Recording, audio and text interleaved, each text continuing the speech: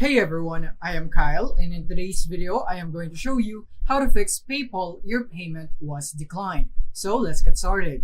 So now here we are on PayPal, and as you can see right here, we have an article from PayPal on why was my payment declined. So here are your common answers. So if one of these answers right here is your case, then you would know the answer to this one. So number one would be your payment was declined by your bank or card issuer. Then, to protect your privacy, your card issuer or bank doesn't tell PayPal why your card was declined. You need to contact your card issuer or bank for more information.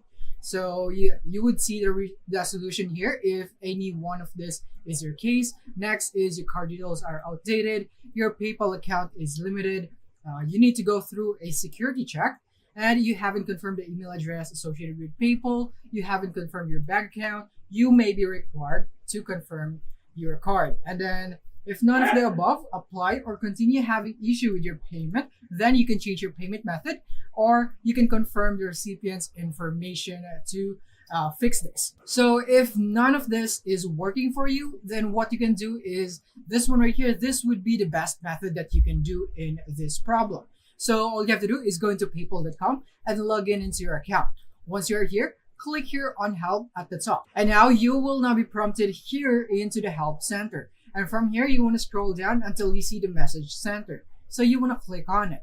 And then from here, all you have to do is tell PayPal all about your problem right here. So from here, you can just chat. Let's say my payment is not going through.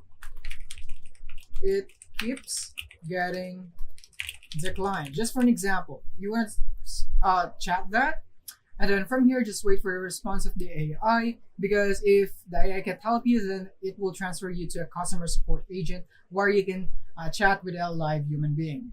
And now, as you can see, that the AI here has finished replying. And then if the reply doesn't really help your case, then what you can do is that you can go for transfer me. You can do it like this, transfer